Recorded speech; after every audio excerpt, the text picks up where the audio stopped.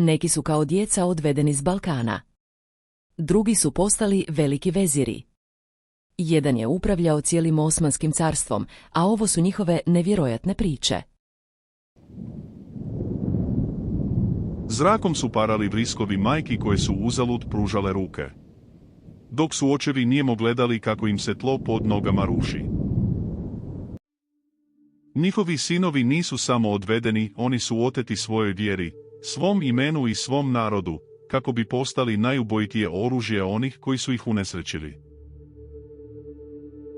Taj sustav poznat je kao danak u krvi ili devširma, praksa u kojoj je Osmansko carstvo povremeno uzimalo dječake iz kršćanskih zajednica, osobito s Balkana, kako bi ih školovalo za vojnu i državnu službu. Za obitelji to je bila najveća tragedija. Za dječake to je značilo gubitak starog života i identiteta. No za pojedine od njih taj put vodio je do najviših položaja u carstvu, do položaja zapovjednika, pa čak i velikih vezira.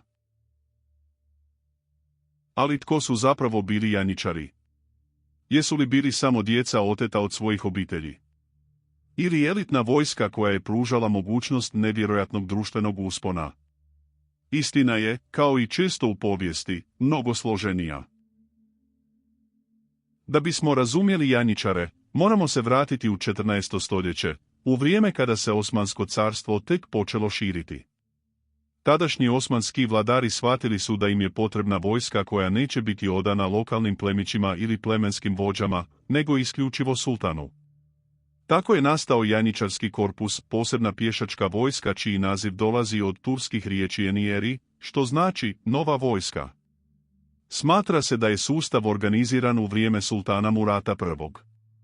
U drugoj polovici 14. stoljeća.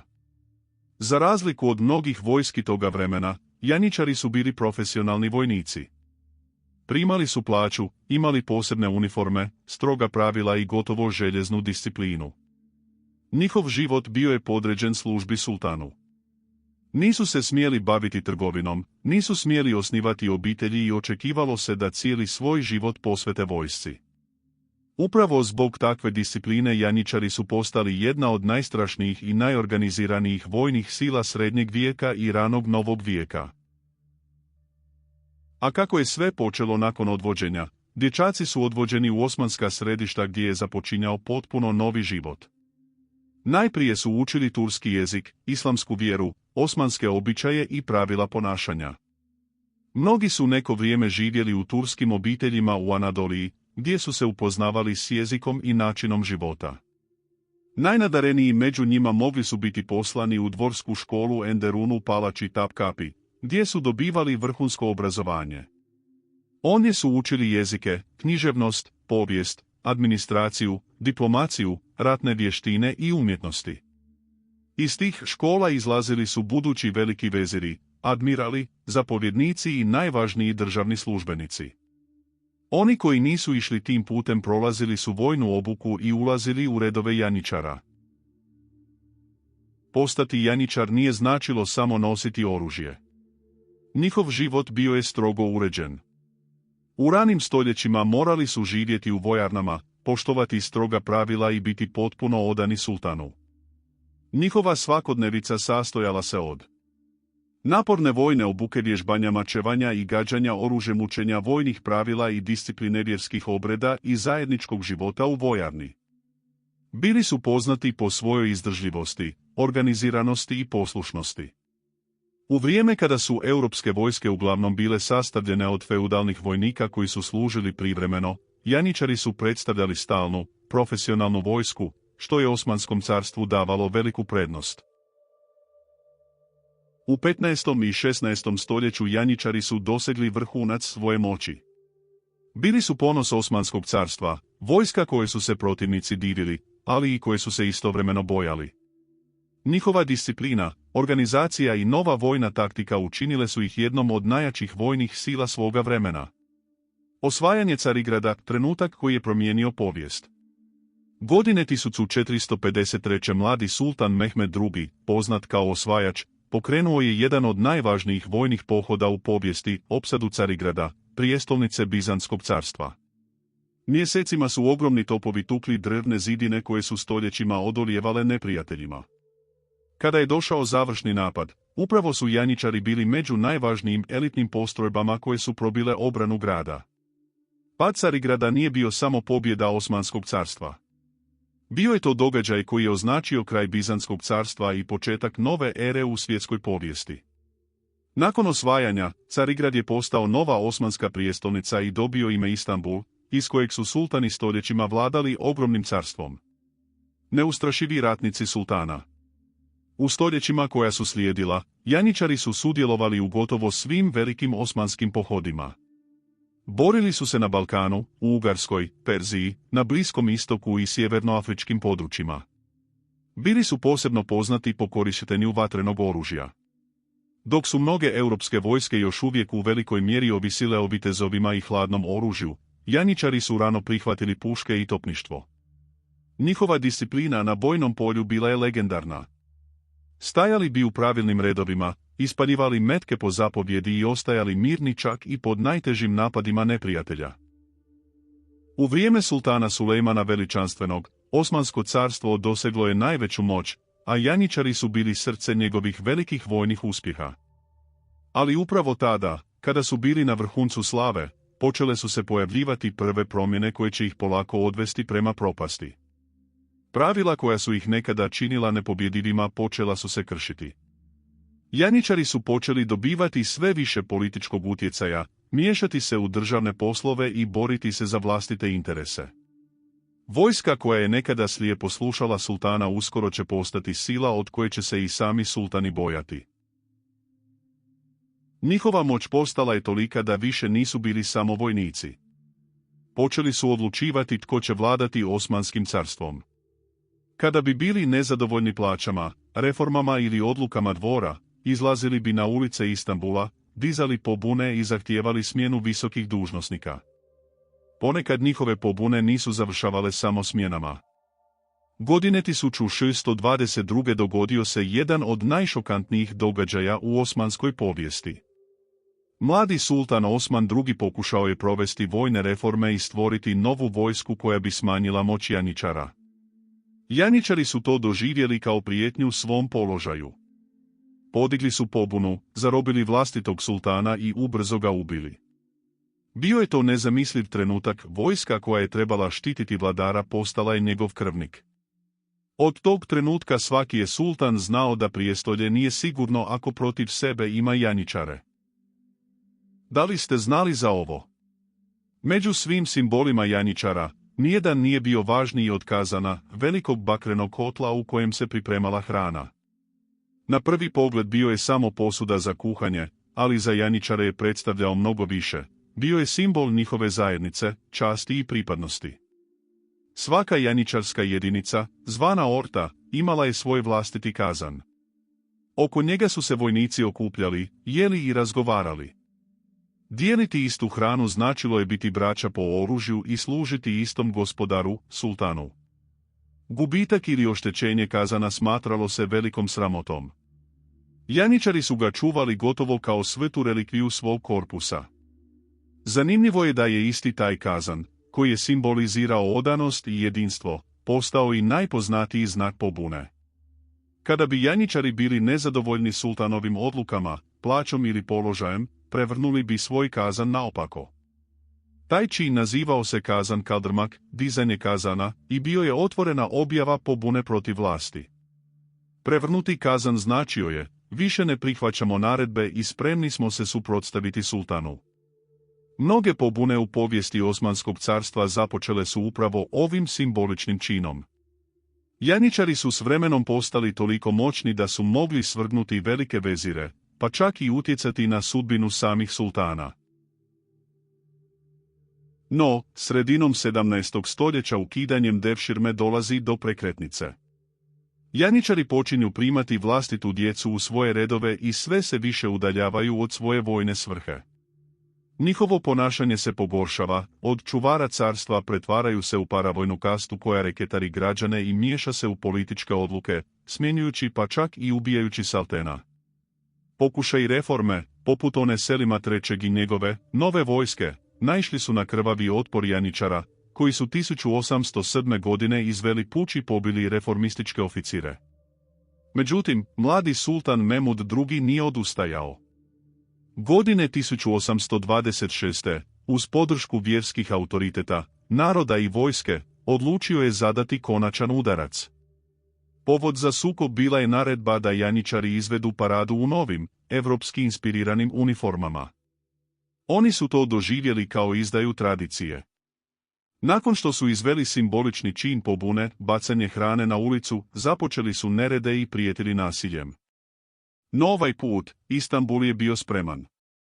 Memud II podigao je ratni barjak, znak Svetog rata, i naredio napad. Topovi su usmjereni prema kasarni u kojoj su se janjičari zabarikadirali, a gradom su se proširile borbe. U dramatičnoj i krvavoj operaciji, sultanove snage uništile su janjičare. Samo u Istanbulu ubijeno ih je oko 10.000. Preživjeli su bili izloženi bijesu građana, njihova imovina je konfiskovana, a u provincijama su posljednji ostaci korpusa nemilosrdno istrebljeni. Njihove prepoznatljive uniforme više ih nisu mogle zaštititi, do kraja mjeseca janjičari su zauvijek nestali iz vojne i političke historije Osmanskog carstva. Tako je završila priča o elitnom redu koji je stoljećima krojio sudbinu Balkana i Orijenta. Od dječaka uzetih dankom u krvi do strahovitih gospodara koji su smjenjivali i same Saltena janjičari ostaju jedna od najfascinantnijih, ali i najmračnijih stranica povijesti koju smo upravo zajedno otkrili. Hvala na gledanju.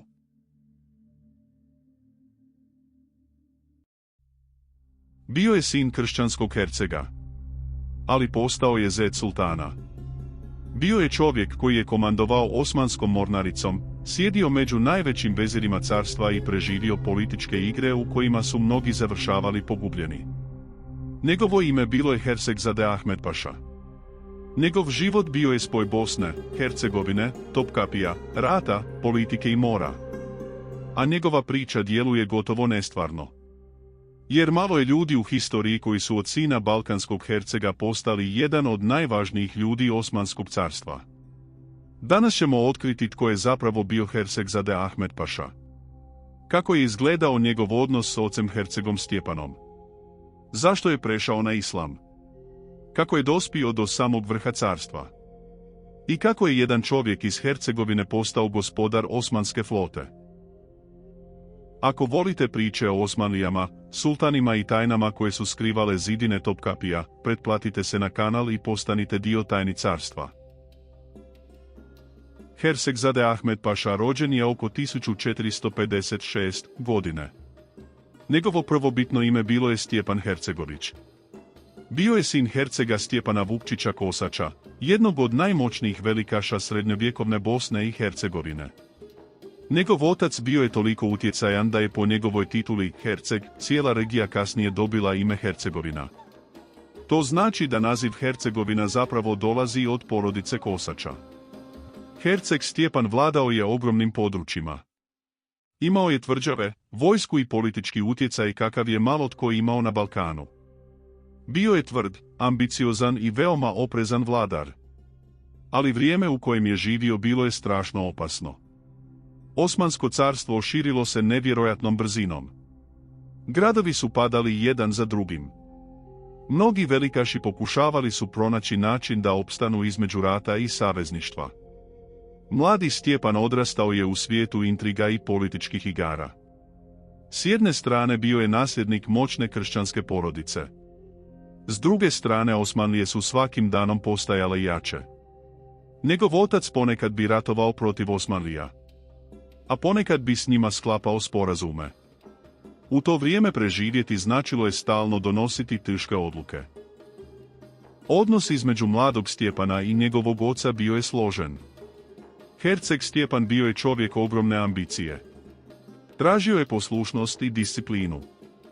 Njegova porodica živjela je pod velikim pritiskom jer su Osmanlije prijetile sa svih strana. Postoje priče da je herceg bio veoma strog prema sinovima. Od njih se očekivalo da budu politički korisni. U srednjem vijeku djeca plemića rijetko su imala slobodu biranja vlastitog puta.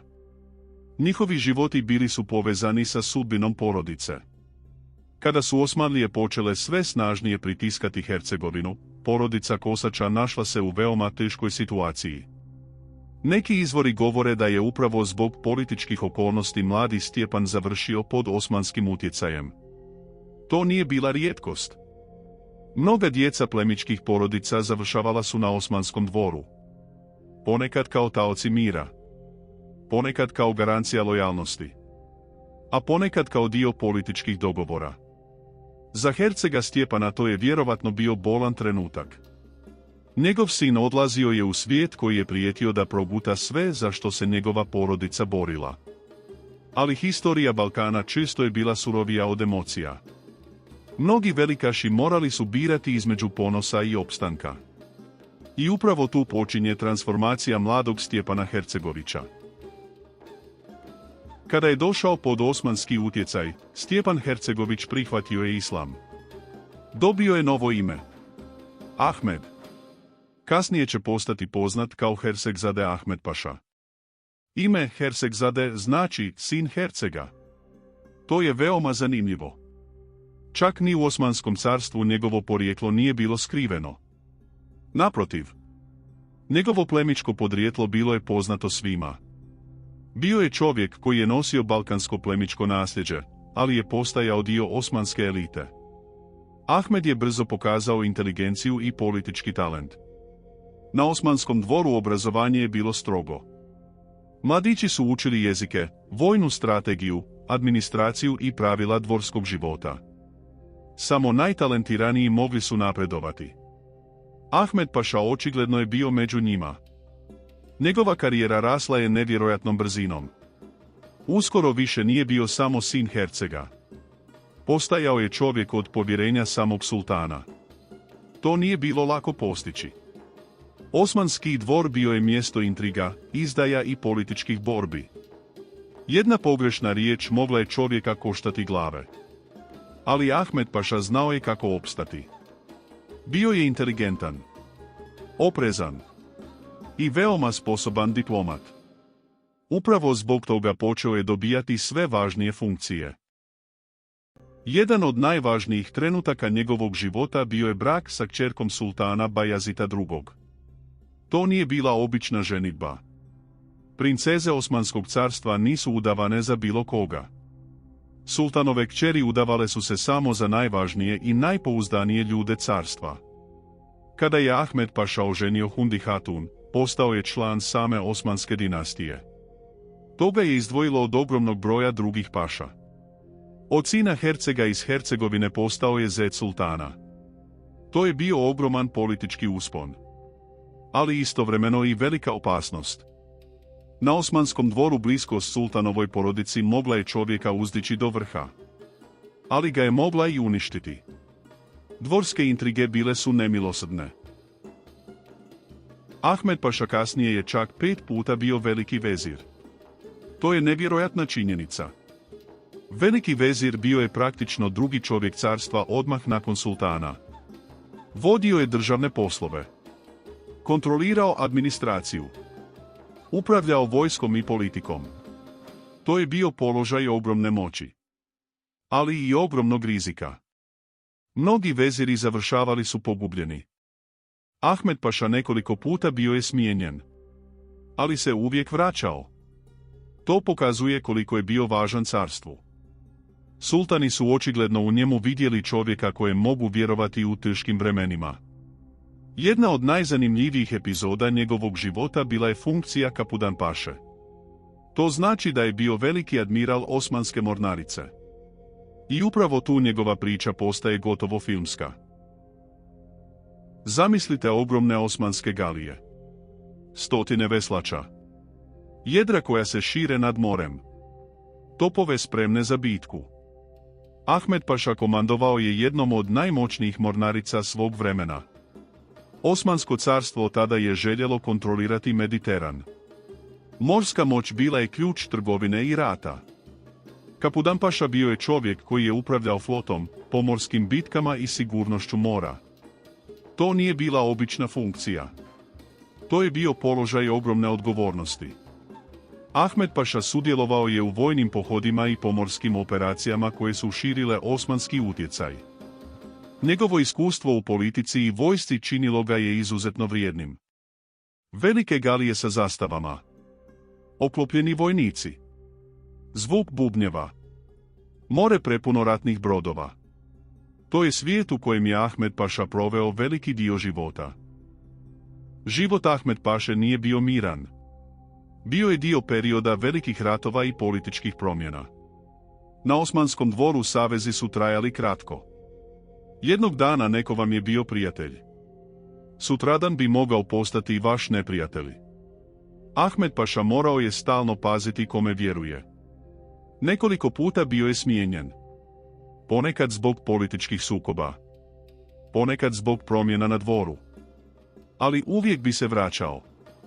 To govori koliko je bio sposoban. Na Osmanskom dvoru nije bilo dovoljno samo biti inteligentan. Čovjek je morao znati preživjeti. Ahmed Paša očigledno je posjedovao tu sposobnost. Pred kraj života Ahmed Paša već je bio legenda osmanske politike.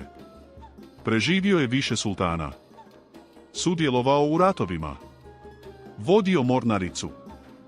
Bio veliki vezir. I postao član same dinastije. Malo je ljudi moglo reći da su prošli toliko toga. Umro je 1517 godine. Iza sebe ostavio je priču koja povezuje Bosnu, Hercegovinu i Osmansko carstvo. Njegov život bio je pun kontrasta. Od kamenih tvrđava Hercegovine do palača Topkapija. Od sina Hercega do Zijita sultana. Od balkanskog plemića do admirala najveće sile svog vremena. Malo je ljudi u historiji prošlo put kakav je prošao Hercegzade Ahmed Paša. I možda upravo zato njegova priča i danas zvuči gotovo nestvarno. Ako vam se svidio ovaj video, napišite u komentarima jeste li prije čuli za Hercegzade Ahmed Pašu. I koju biste historijsku ličnost iz Osmanskog carstva voljeli gledati u sljedećem videu. Tko je čovjek? Čije ime i danas izaziva jezu? A njegovi postupci promijenili su tijek povijesti više nego i jedan rat. Upoznajte Sinan Pašu. Vezira čija je sudbina bila ispisana krvlju, zlatom i vatrom. Noć se spuštala nad bosanskim planinama. Hladan vjetar prolazio je kroz guste šume, dok su se u daljini čuli samo lavež pasa. Iz malih kuća skrivenih među drvećem. U jednom zabačenom selu, daleko od raskoši i moći, odrastao je dječak za kojeg niko nije mogao ni zamisliti da će jednog dana drhtati pred njim cijelo Osmansko carstvo. Njegovo ime bilo je Sinan. Rođen među običnim ljudima, bez bogatstva i bez moćne porodice iza sebe. Sinan je vrlo rano naučio da u životu opstaju samo oni koji su spremni da budu jači od drugih. Bosna tog vremena bila je zemlja granica, sukoba i neizvjesnosti. Djeca su odrastala uz priče o vojnicima, sultanima i osvajanjima. Mnogi su sanjali da pobjegnu od siromaštva, ali rijetki su zaista uspijevali. Sudbina mladog Sinana promijenila se kada je kao dječak odveden u osmanski sistem koji je od talentovane djece pravio vojnike, činovnike i buduće vladare carstva. Bio je to surov put. Slabiji nisu opstajali. Greške se nisu opraštale. Ali upravo tamo, među stotinama drugih dječaka, Sinan je pokazao nešto što će ga pratiti cijelog života. Nevjerovatnu ambiciju. Dok su drugi učili kako da slušaju naredbe, on je učio kako da komanduje. Dok su drugi pokušavali preživjeti, on je sanjao vrh. U osmanskim školama i vojničkim centrima brzo je privukao pažnju svojih nadređenih. Nije bio samo sposoban vojnik. Imao je hladan pogled čovjeka koji uvijek računa nekoliko poteza unaprijed. Govorio je malo, ali je pažljivo posmatrao sve oko sebe. U carstvu gdje je jedan pogrešan korak mogao značiti smrt, Sinan je naučio najvažniju lekciju. Nikome ne vjeruj potpuno. Kako su prolazile godine, mladi Bosanac počeo je napredovati kroz vojnu hijerarhiju. Osmansko carstvo tada je bilo jedna od najmoćnijih sila svijeta. Njegove vojske osvajale su ogromne teritorije, a sultanova riječ bila je zakon od Balkana do Arabije. Ali iza zidova palače u Istanbulu vodila se druga vrsta rata. Rat ambicije. Veliki veziri, paše, janjičarski zapovjednici i dvorski ljudi neprestano su se borili za utjecaj nad sultanom. Osmanski dvor bio je mjesto gdje osmijeh često skriva nož. Sinan je to vrlo brzo shvatio. Nije jurio naprijed bez razmišljanja. Strpljivo je gradio svoju moć. Svaki uspjeh donosio mu je nove saveznike, ali i nove neprijatelje.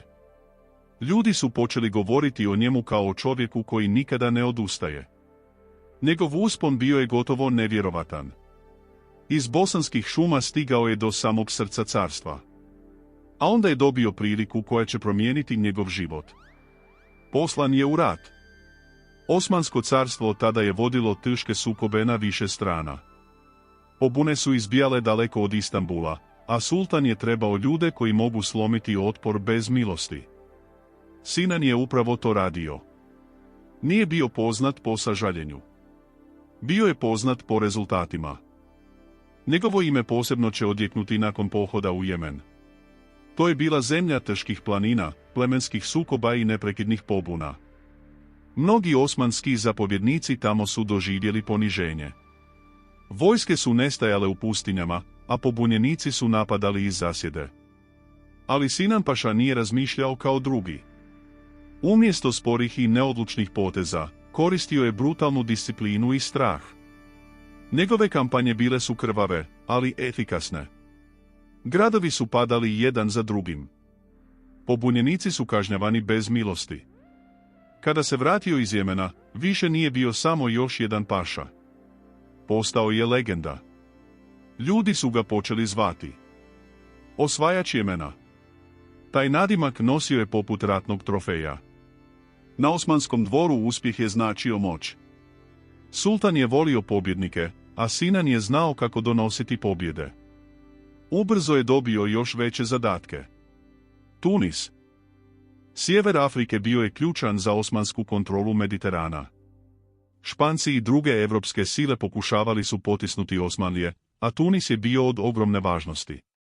Sinan paša ponovo je pokazao svoju vojnu sposobnost. Njegove vojske bile su brze i organizovane. Nije dopuštao haos. Nije dopuštao slabost. Kada bi donosio odluke, nije razmišljao o milosti nego o pobjedi. Ubrzo je Tunis pao pod osmansku kontrolu. Njegovo ime sada se izgovaralo sa strahopoštovanjem. Ali što je bio moćniji, to je više neprijatelja stvarao. Na osmanskom dvoru niko nije mogao dugo ostati na vrhu bez sukoba. A najveći sukob čekao ga je sa čovjekom koji je već bio legenda. Mehmed paša Sokolović. Dvojica ljudi sa Balkana.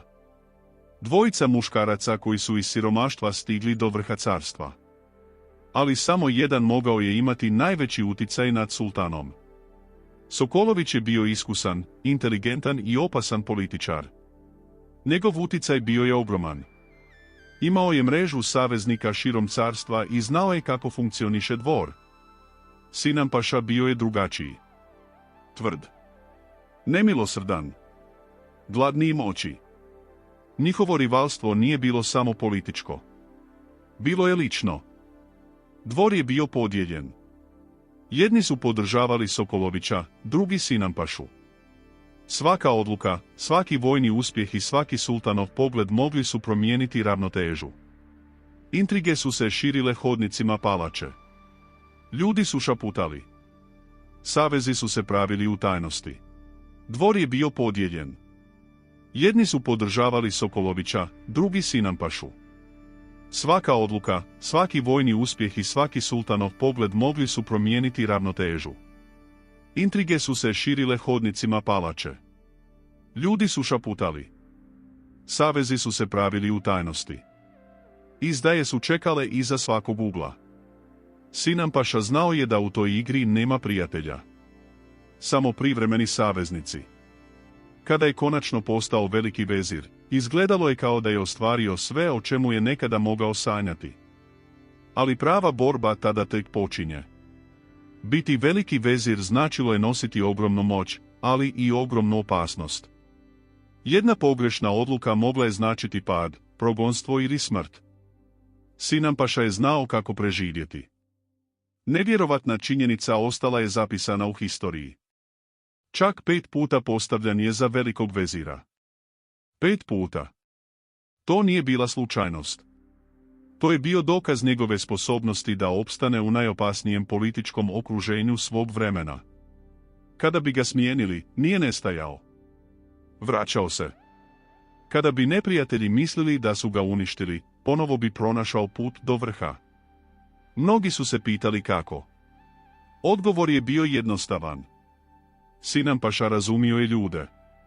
Znao je kada treba biti brutalan, a kada strpljiv. Znao je kada treba šutjeti. Znao je kada treba udariti. Njegova moć rasla je zajedno sa njegovim bogatstvom.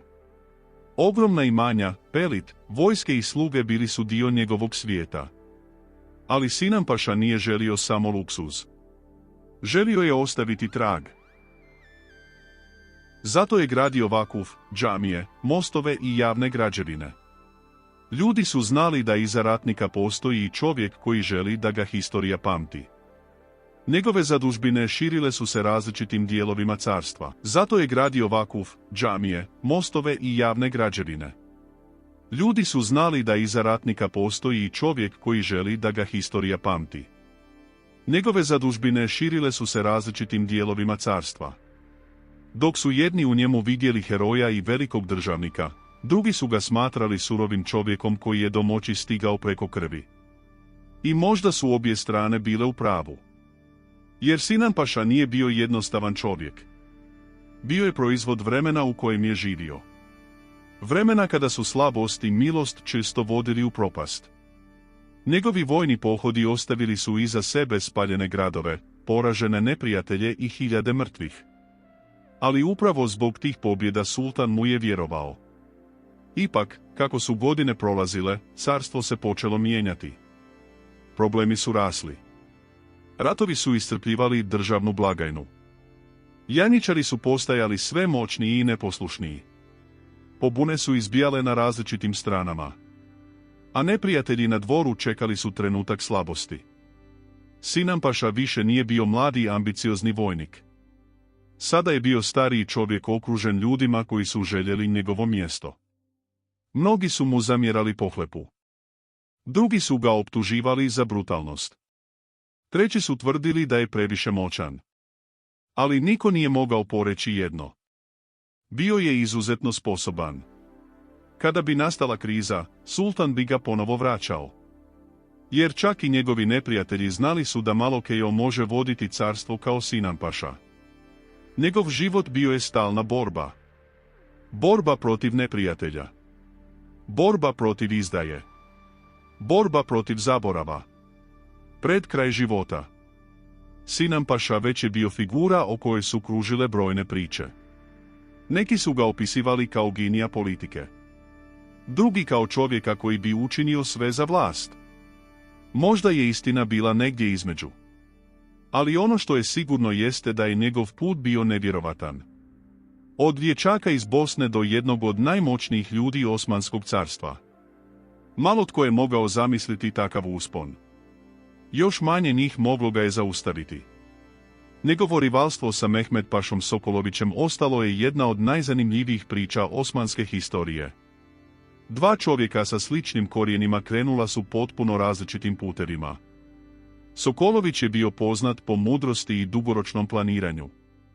Sinampaša po sili i neumoljivosti. Njihova borba za uticaj pokazivala je koliko je osmanski dvor bio opasno mjesto. Tamo nisu pobjeđivali dobri ljudi. Pobjeđivali su oni koji su znali igrati igru moći. Sinampaša igrao ju je bolje od većine. Ali nijedna moć ne traje vječno. Vrijeme neumoljivo stiže svakoga. Kada je umro, iza sebe je ostavio ogromno bogatstvo, mnoge neprijatelje, ali i ime koje historija nije mogla zaboraviti. Njegovi vakufi i građevine ostali su kao nijemi svjedoci jednog turbulentnog života. A priča o dječaku iz Bosne koji je postao strah i trepet carstva nastavila je živjeti stoljećima. Znate li tko je čovjek kojeg su zvali Sretnauš, jer ga je jedan obični nametnik spasio od propasti i uzdigao do samog vrha Osmanskog carstva? Dok su ga neprijatelji pokušali diskreditirati bizarnim glasinama, on je tu istu priču iskoristio da postane zet Sulejmana Veličanstvenog. Ako želite otkriti još ovakvih nevjerojatnih priča koje povijest pokušava sakriti, ostanite s nama do kraja. Besplatno je, a sve što trebate učiniti je zapratiti tajne carstva i postati dio naše zajednice istraživača prošlosti. Ovo je priča o Rustem Paši koji je bio jedna od najvažnijih političkih figura Osmanskog carstva u 16. stoljeću. Njegov život obilježili su usponi iz skromnog porijekla do samog vrha carstva, velika politička moć, bogatstvo, diplomatske sposobnosti i bliska povezanost sa sultanom Sulejmanom Veličanstvenim. Na prostoru Balkana njegovo ime i danas izaziva rasprave jer se smatra da je rođen na području današnje Hrvatske, najvjerovatnije u okolini Skradina ili Klisa. Zbog toga se često opisuje kao Hrvat koji je ostvario izuzetnu karijeru u Osmanskoj državi. Pretpostavlja se da je Rustem Paša rođen oko 1505. godine. Historičari nemaju potpuno sigurne podatke o njegovom mjestu rođenja, ali većina izvora povezuje ga sa područjem Dalmacije koje je tada bilo pod snažnim uticajem Osmanskog carstva i Venecije. Njegova porodica vjerovatno je bila kršćanska i slavenska. U mladosti je odveden kroz sistem devširme, poznat i kao danak u krvi. Devširma je bio poseban sistem kojim je Osmansko carstvo uzimalo dječake iz hrišćanskih porodica na Balkanu. Ti dječaci bili su odgajani u islamskoj tradiciji i školovani za vojnu ili državnu službu. Iako je taj sistem bio bolan za mnoge porodice, pojedinim dječacima omogućio je izuzetan društveni uspon. Rustem Paša bio je jedan od najpoznatijih primjera takvog uspona. Nakon dolaska u Istanbul započeo je školovanje u osmanskim dvorskim školama. Tamo je učio turski jezik, arapski i persijski, islamsko pravo, vojnu organizaciju, administraciju i dvorsko ponašanje. Osmanske škole bile su veoma stroge i samo najtalentovaniji učenici mogli su napredovati prema najvišim državnim funkcijama. Rustem Paša pokazao je veliku inteligenciju i disciplinu. Njegovi učitelji i nadređeni brzo su primijetili njegovu sposobnost za organizaciju i politiku. Bio je poznat po tome što je pažljivo slušao, malo govorio i donosio promišljene odluke. Te osobine kasnije će mu pomoći da opstane u svijetu dvorskih intriga. Prve ozbiljnije funkcije dobio je kao član dvorske službe. U Osmanskom carstvu napredovanje je zavisilo od sposobnosti i lojalnosti prema sultanu. Rustem Paša uspio je steći povjerenje važnih ljudi na dvoru i ubrzo je počeo obavljati odgovorne zadatke. Tokom 1520. godina služio je u vojsci i učestvovao u pohodima Sulejmana Veličanstvenog. To je bilo vrijeme kada je Osmansko carstvo širilo svoju moć prema Europi, Bliskom istoku i Sjevernoj Africi. Učešće u vojnim pohodima bilo je veoma važno za karijeru svakog osmanskog službenika jer je pokazivalo hrabrost, lojalnost i organizacione sposobnosti. Rustem Paša učestvovao je u pohodima protiv Ugarske i Habsburške monarhije. Tokom tih ratova stekao je iskustvo u logistici i upravljanju vojskom. Bio je poznat po tome što je znao organizirati snabdijevanje vojske i održavati red među vojskom. Takve sposobnosti bile su veoma cijenjene. Kasnije je imenovan za Beglerbega Anadolije, što je bila jedna od najvažnijih regionalnih funkcija u carstvu. Time je postao jedan od najuticajnijih ljudi osmanske administracije. Sultan Sulejman Veličanstveni sve više je vjerovao Rustem Paši i uključivao ga u važne državne poslove. Brak sa Mihrimah Sultanijom bio je izuzetno važan politički događaj. U Osmanskom carstvu ženidba sa članicom dinastije bila je znak ogromnog povjerenja i priznanja. Rustem Paša time je stekao još veću moć i uticaj. Mihrimah Sultanija bila je veoma obrazovana i inteligentna žena. Imala je snažan politički uticaj na dvoru i često je sarađivala sa majkom Hurem Sultanijom. Rustem Paša i Mihrimah činili su moćan politički savez koji je imao veliki uticaj na odluke u carstvu. Nakon ženidbe Rustem Paša imenovan je za velikog vezira.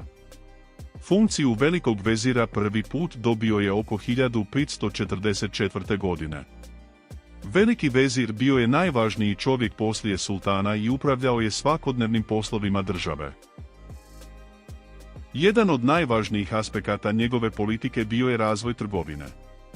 Osmansko carstvo u to vrijeme kontrolisalo je važne trgovačke puteve između Europe i Azije. Rustem Paša ulagao je u izgradnju puteva, mostova, karavansaraja i luka. Posebno je podržavao razvoj Istanbula kao centra trgovine i kulture. Tokom njegove vlasti izgrađene su mnoge javne građevine. Bio je poznat kao veliki pokrovitelj arhitekture i umjetnosti. Najpoznatija građevina povezana sa njegovim imenom jeste Rustem Pašina džamija u Istanbulu. Džamiju je projektovao čuveni osmanski arhitekta Mimar Sinan. Smatra se jednim od najljepših primjera osmanske arhitekture. Rustem Paša finansirao je i druge građevine kao što su škole, javne kuhinje, hanovi i mostovi. U osmanskoj tradiciji bogati državnici često su ulagali u dobrotvorne projekte kako bi ostavili trajno nasljeđe. Ipak, njegov politički život nije bio bez sukoba i kontroverzi. Na osmanskom dvoru vodila se velika borba oko pitanja nasljednika prijestolja. Sultan Sulejman imao je više sinova, a među njima najpopularniji bio je princ Mustafa. Međutim, Hurem Sultanija željela je da jedan od njenih sinova naslijedi prijestolje. Rustem Paša podržavao je političku grupu okupljenu oko Hurem Sultanije i Mihrimah Sultanije. Zbog toga je došao u sukob sa pristalicama princa Mustafe. Tokom 1553. godine dogodio se jedan od najdramatičnijih događaja u istoriji Osmanskog carstva. Sultan Sulejman naredio je pogubljenje princa Mustafe tokom vojnog pohoda. Pogubljenje princa Mustafe izazvalo je veliko nezadovoljstvo među janjičarima i narodom. Mnogi sevremenici vjerovali su da su Rustem Paša i Hurem Sultanija uvjerili sultana kako Mustafa planira pobunu. Ta optužba nikada nije potpuno dokazana, ali je ostala dio istorijskih rasprava. Zbog pritiska javnosti i vojske Sultan Sulejman privremeno ga je smijenio sa funkcije velikog vezira. Ipak Rustem Paša nije dugo ostao bez vlasti. Njegov politički utjecaj bio je previše snažan, a sultan je i dalje vjerovao njegovim sposobnostima. Nakon kratkog perioda ponovo je postavljen za velikog vezira. Povratak na vlast pokazao je koliko je bio važan za funkcionisanje države. Sulejman Veličanstveni cijenio je njegovu sposobnost upravljanja financijama i održavanja stabilnosti. Rustem Paša bio je poznat i po velikom bogatstvu. Posjedovao je brojne zemlje, trgovačke objekte i karavansaraje. Neki sevremenici kritikovali su ga zbog pohlepe i skupljanja bogatstva. Međutim, drugi izvori navode da je veliki dio svog novca ulagao u javne projekte i dobrotvorne ustanove. U osmanskoj tradiciji bogatstvo državnika često je bilo povezano sa njihovim sposobnostima upravljanja. Njegovi politički protivnici često su širili glasine o njemu. Jedna od poznatih priča govori kako je navodno bolovao od gube, što je trebalo spriječiti njegov brak sa Mihrimah Sultanijom. Prema legendi doktori su pregledom njegove odjeće pronašli vašku, a vjerovalo se da vaške ne mogu živjeti na tijelu osobe oboljele od gube. Tako je navodno dokazano da je zdrav. Iako istoričari nisu sigurni koliko je ta priča tačna, ona je ostala popularna u narodnim predanjima i književnosti. Rustem Paša bio je veoma sposoban diplomata. Tokom njegovog mandata Osmansko carstvo održavalo je složene odnose sa evropskim državama kao što su Francuska, Venecija i Habsburška monarhija. Posebno važan bio je savez između Osmanskog carstva i Francuske. Taj savez predstavljao je veliki strateški potez protiv Habsburovaca. Rustem Paša imao je značajnu ulogu u održavanju tih diplomatskih odnosa. Istovremeno Osmansko carstvo prolazilo je kroz period kulturnog procvata. To doba danas se često naziva zlatnim dobom Osmanskog carstva. Umjetnost, književnost, arhitektura i nauka razvijali su se uz podršku sultana i visokih državnika. Rustem Paša bio je dio tog kulturnog razvoja. Njegovo pokroviteljstvo nad arhitekturom ostavilo je trajan trag u Istanbulu i drugim dijelovima carstva. Njegov odnos sa Mihrimah sultanijom bio je važan ne samo politički nego i kulturno. Mihrimah je podržavala umjetnost i dobrotvorne projekte, a zajedno su finansirali brojne građevine. Rustem Paša imao je reputaciju hladnog i proračunatog političara. Mnogi su ga smatrali veoma inteligentnim, ali i opreznim čovjekom koji nije pokazivao emocije. U osmanskoj politici takve osobine često su bile potrebne za opstanak. Dvorski život bio je pun zavjera, rivalstava i opasnosti. Jedna pogrešna odluka mogla je značiti gubitak položaja ili života. Njegova sposobnost upravljanja financijama bila je toliko poznata da su ga neki nazivali čovjekom koji drži riznicu carstva u svojim rukama. Sultan Sulejman imao je veliko povjerenje u njegove odluke, posebno kada su u pitanju porezi, trgovina i organizacija državnih troškova. Ipak njegova moć stvarala je i veliki broj neprijatelja. Na dvoru su kružile glasine da je previše bogat i da koristi položaj kako bi povećao vlastiti uticaj. U takvom okruženju bilo je teško razlikovati istinu od političke propagande. Bez obzira na optužbe, Rustem Paša ostao je jedna od ključnih figura osmanske politike tokom zlatnog doba carstva. Njegov uticaj osjećao se u gotovo svim važnim odlukama koje su donosene za vrijeme Sulejmana Veličanstvenog. Rustem Paša umro je oko 1561. godine u Istanbulu. Za vrijeme vladavine sultana Sulejmana Veličanstvenog njegova smrt označila je kraj jedne od najuticajnijih političkih karijera u Osmanskom carstvu. Iza sebe je ostavio ogromno bogatstvo, veliku političku moć i snažno historijsko nasljeđe. Bio je jedan od najvažnijih velikih vezira Osmanskog carstva i čovjek koji je godinama upravljao financijama, trgovinom i administracijom države. Najpoznatije što je ostavio iza sebe bila je Rustem Pašina džamija u Istanbulu, remek dijelo osmanske arhitekture koje je projektovao čuveni arhitekta Mimar Sinan. Džamija je i danas jedna od najljepših građevina iz zlatnog doba Osmanskog carstva. Osim džamije finansirao je škole, mostove, karavansaraje, javne kuhinje i trgovačke objekte širom carstva. Takve zadužbine nazivale su se vakufi i služile su narodu još dugo nakon smrti njihovih osnivača. Rustem Paša ostao je upamćen i po svojoj ulozi u dvorskim intrigama, posebno u sukobima oko nasljednika prijestolja i smrti princa Mustafe. Zbog toga ga jedni pamte kao genijalnog državnika, a drugi kao hladnog i proračunatog političara. Njegov život ostao je simbol nevjerovatnog uspona dječaka sa Balkana koji je kroz sistem devširme postao jedan od najmoćnijih ljudi tadašnjeg svijeta.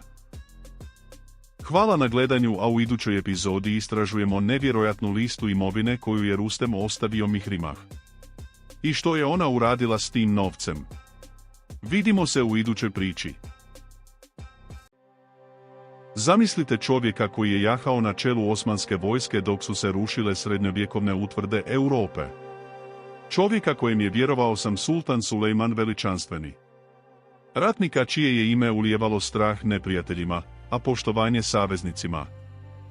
Danas ga milijuni ljudi poznaju kao Balibega iz Sirije Sulejman Veličanstveni.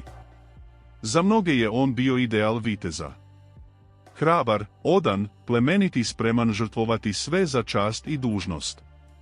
Ali tko je zapravo bio Balibeg? Koliko je istine u onome što smo gledali na televiziji? Je li doista bio čovjek s Balkana? Kakvu je ulogu imao u najvećim osmanskim pobjedama? I je li njegova ljubavna priča bila stvarna ili tek plod mašte scenarista? Ovo je priča o stvarnom Balibegu. O čovjeku koji je živio u jednom od najuzbudljivijih razdoblja povijesti. Balibeg nije bio samo junak televizijske serije. Iza tog imena stajao je stvarni ratnik Malkoolu Balibeg, potomak slavne balkanske obitelji Malkočević.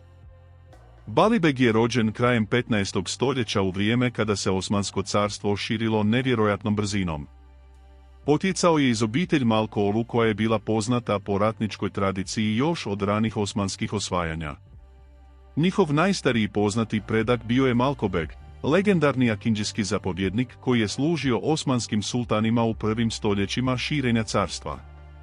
Po njemu je obitelj dobila ime Malkoolu, što znači Malkočev sin, odnosno potomak Malkoča.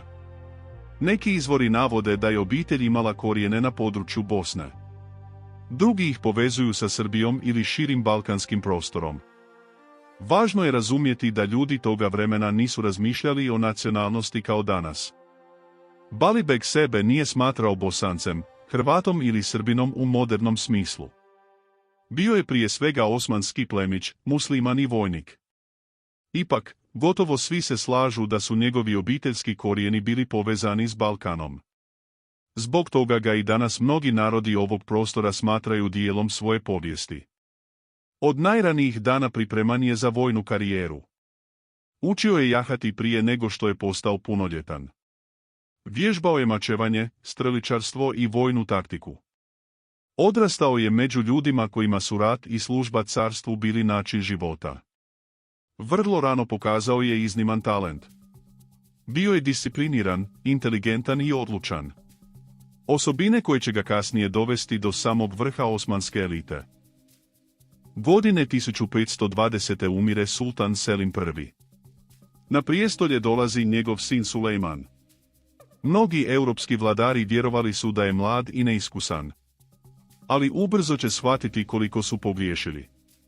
Sulejman je imao velike planove.